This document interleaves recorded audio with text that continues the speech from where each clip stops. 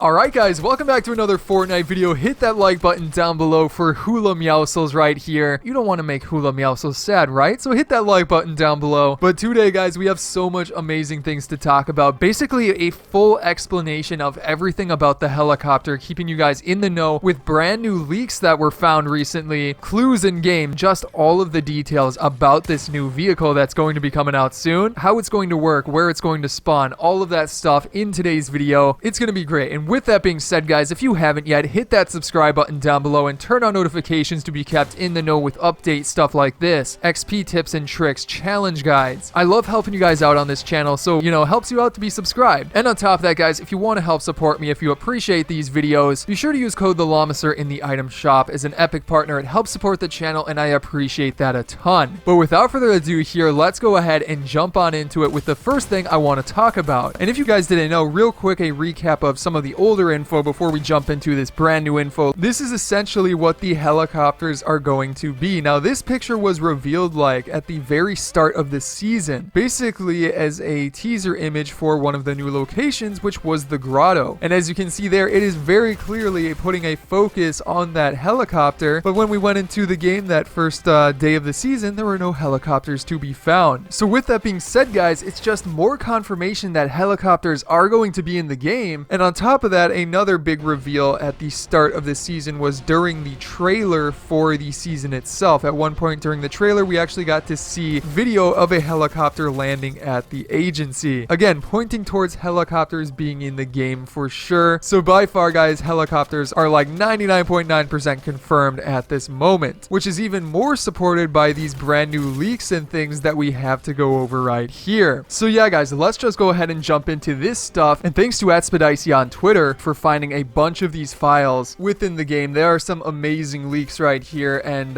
yeah, let's just go ahead and jump into it. So starting out here, the code name for the helicopter in the files is called Hoagie, which is pretty funny. As you guys know, that's like a sandwich, but they use code names for items when they're about to release them, and generally the code names just have to do with the first letter. So both of those have H in them. That's why they chose that name. But either way, guys, some of the more interesting stuff here is Athena Hoagie.defaults.4 health set.max health 1500, which obviously means that the HP of the new helicopter vehicle are 1500. Now, what exactly does that mean? Well, if you take a look at some of the vehicles we've had in the past, for example, I'm forgetting the name of this one, the ATV, that only had 400. However, though, if you moved on to the Brute or the Mech, whatever you want to call it, that had 1250 after some of the nerfs and stuff like that. I believe it had more towards the beginning of that season. So yeah, the helicopter has a bit more than the Mech, and then also the ATK had 400. However, the Stormwing, that had 2000, and the Stormwing is obviously the most similar vehicle in terms of that it's the only other flying vehicle that we've ever had in the past. But again, that one had 2000 health, so it's about 3/4 of that. And then things like the shopping cart, which was technically the first vehicle, I'm pretty sure only had 400. But then keeping it going here with some of the other stuff, you have got default.hoagie.rotor damage self 100. Now, what that means, guys, basically is that you got to be careful when the rotors are going on these helicopters. And again, to be specific, the rotors are the blades on the top that spin around. So apparently, if you touch those by yourself when they're on and going, you will deal 100 damage to yourself, which is definitely enough to eliminate you if you don't have any shield. So yeah, that's going to make for some very funny videos. I can already see it right now. But on top of that, you've also got the file default.hoagie.rotor damage.player is 50. So basically, you can deal rotor damage to other players, but it's only in the amount of 50. Now, I don't know how often you'll be able to deal that. If it's once per second, I'm assuming there's some sort of cooldown so that you can't just deal a bunch of 50 damage to somebody by driving into them. But who knows? Maybe it is just, one after the other you can deal that damage. Either way, though, it's for sure pretty interesting and something to keep in mind. And similarly, you've got default.hoagie.rotor damage.building, and that is 150. And obviously, that has to do with,